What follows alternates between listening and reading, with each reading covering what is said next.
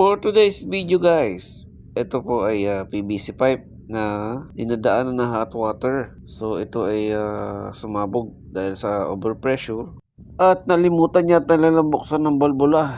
So guys, ito ay plastic PVC, gagawin natin tong bakal. Wala kasing spare niyan dito sa barko, so order na lang kami ng panibagong plastic na PVC. At pagkatapos nga guys na tanggalin ko lahat ng asbestos na nakabalot dyan, at prepare ko na yung flange na para dyan at saka tubo. So ito yung gagawin natin, isang elbow sa kabilang side at dalawang elbow naman sa kabilang side. So bali guys, ito ay aking ididikit muna dun sa original position niya kasi hindi ko na nakuha yung totoong haba ng tubo.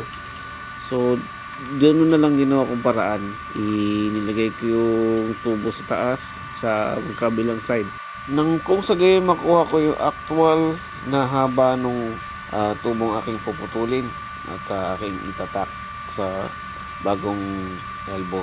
Pagkatapos nga guys na aking itak yung mahabang tubo, so ito na ang resulta. At ito ay aking dadalhin sa aking workshop at ipupulled ko na siya. So tinulungan na ako ng oiler namin at di ko siya kayang ibaba mag-isa dahil maraming harang at saka maalon pa ng time na yan.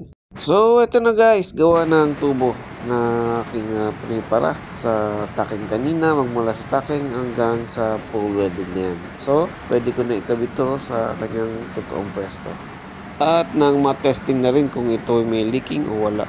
So ito na guys, at aking ikinabit ang tubo at kinasa at talagang eksakto lang sa kanyang posisyon at tinesting natin yan, walang leaking. At isa na namang job order ang natapos sa araw nito.